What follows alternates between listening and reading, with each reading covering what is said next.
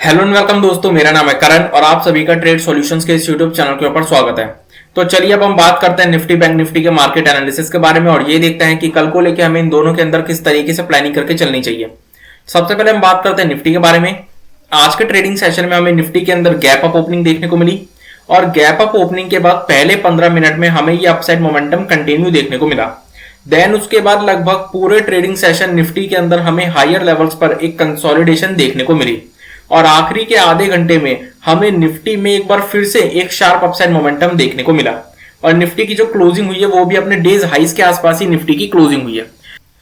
ये जो हमें हायर लेवल्स पर निफ्टी के अंदर ये कंसोलिडेशन जो देखने को मिली है, इस कंसोलिडेशन को देखते हुए हमें क्या पता चलता है कि निफ्टी जो है वो अपने हायर लेवल्स को सस्टेन कर रही है। निफ्टी अपने हायर लेवल्स के ऊपर होल्ड करने में सक्सेसफुल है। ऐसा नहीं हो रहा कि निफ्टी गैप अप ओपनिंग के बाद सेलिंग शो कर रही है। निफ्टी अपने हायर लेवल्स को सस्टेन करने में कामयाब है। इसके साथ ही जो सबसे इंपॉर्टेंट चीज हमें आज के ट्रेडिंग सेशन में निफ्टी के अंदर देखने को मिली है वो है 18,000 के लेवल के ऊपर की क्लोजिंग। बहुत टाइम बाद जाकर निफ्टी ने आज के दिन अपने 18,000 के लेवल को ना सिर्फ ब्रेक किया बल्कि इसके ऊपर क्लोजिंग देने में भी सक्सेसफुल रहा, जो कि एक बहुत ही ज्यादा पॉजिटिव साइन है। अब अगर हम बात करें कि कल को लेके हमें इसके अंदर किस तरीके से प्लानिंग करके चलनी चाहिए, तो निफ्टी के अंदर जो हम लॉन्ग पोजीशन बिल्डअप करेंगे वो हम इस स्विंग हाई के लेवल के ऊपर बिल्डअप करेंगे। अगर ये स्विंग हाई का लेवल ब्रेक हो जाता है तो फिर हम निफ्टी के अंदर लॉन्ग पोजीशन बिल्डअप कर सकते हैं। लेकिन निफ्टी के अंदर जो हमारे टारगेट्स निकल कर आएंगे लॉन्ग पोजीशन में वो छोटे टारगेट्स निकल कर आएंगे, लिमिटेड टारगेट्स निकल कर आएंगे, जो कि है ये लेवल्स 18,100-125 के आसपास के लेवल्स हमारे निफ्टी के अंदर लॉन्ग पोजीशन में टारगेट्स निकल कर आएंगे।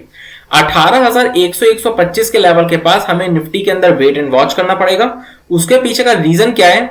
अगर हम ध्यान से देखें तो निफ्टी के अंदर हमें पिछले कई दिनों से लगातार तेजी ही देखने को मिल रही है और ये जो 18,100-125 का लेवल है, इस लेवल को निफ्टी जो है वो फर्स्ट टाइम टेस्ट करने जा रही है इस सेलिंग के बाद।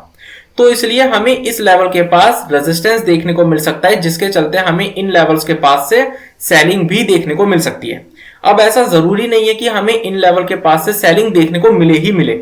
ऐसा भी हो सकता है कि हमें ये लेवल्स ब्रेक होते हुए देखने को मिल जाए और अगर ये लेवल्स ब्रेक हो जाते हैं तो फिर हमें निफ्टी के अंदर आने वाले टाइम में एक बड़ा अपसाइड मोमेंटम देखने को मिल सकता है।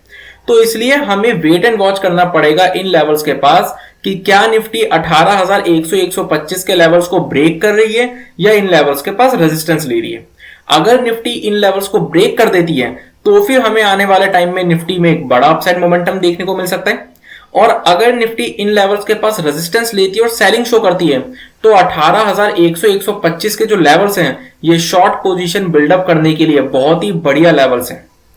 अब अगर हम बात करें शॉर्ट पोजीशन की, तो जो शॉर्ट पोजीशन हम निफ्टी के अंदर बिल्डअप कर सकते हैं वो हम कर सकते हैं दो तरीकों से। पहला तरीका तो क्या, ये जो हमें निफ्टी के अंदर हायर लेवल्स पर कंसोलिडेशन देखने को मिली आज के दिन, अगर इस कंसोलिडेशन का लोअर लेवल ब्रेक होता है और इसके नीचे निफ्टी ट्रेड करना शुरू करता है तो हम निफ्टी के अंदर शॉर्ट पोजीशन बिल्डअप कर सकते हैं, जिसमें कि सबसे पहले और छोटे टारगेट्स हमारे सामने निकल कर आएंगे ये स्विंग लो के लेवल्स, जो कि लगभग 17,900 के आसपास के लेवल्स हैं। और अगर ये लेवल्स ब्रेक हो जाते हैं तो फिर हमें ये गैप फिल होते हुए देखने को मिल सकता है।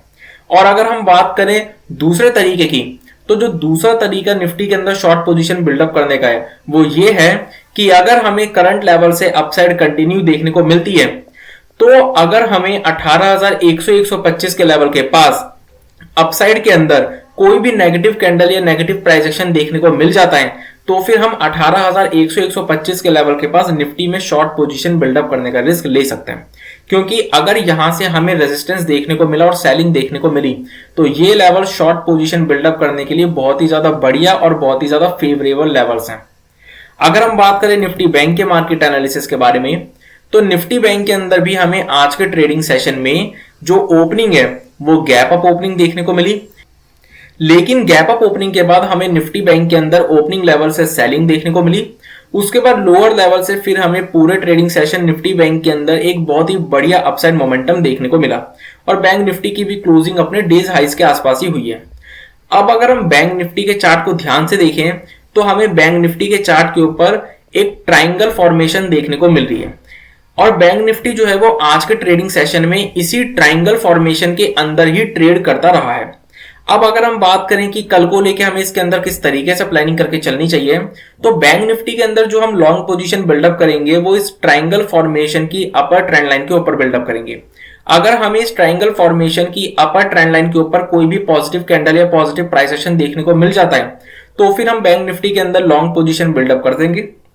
क्योंकि अगर हमें इस अपर ट्रेंड लाइन के ऊपर कोई भी पॉजिटिव कैंडल या पॉजिटिव प्राइस एक्शन देखने को मिला, तो फिर बैंक निफ्टी के अंदर हमें एक बहुत ही बड़ा अपसाइड मोमेंटम देखने को मिल सकता है और शायद एक शार्प अपसाइड मोमेंटम भी देखने को मिल जाए, जिसके चलते हमें बैंक निफ्टी के अंदर ये जो ट्रिपल टॉप के लेवल्स देखने को मिल रहे हैं, ये लेवल्स भी ब्रेक होते हुए देखने को मिल सकते हैं।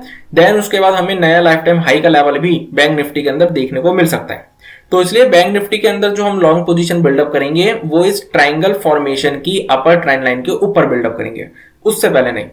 रही बात शॉर्ट पोजीशन की, तो जो शॉर्ट पोजीशन हम बिल्डअप करेंगे बैंक निफ्टी के अंदर वो इस स्विंग लो के नीचे बिल्डअप करेंगे। उसके पीछे का रीजन क्या है?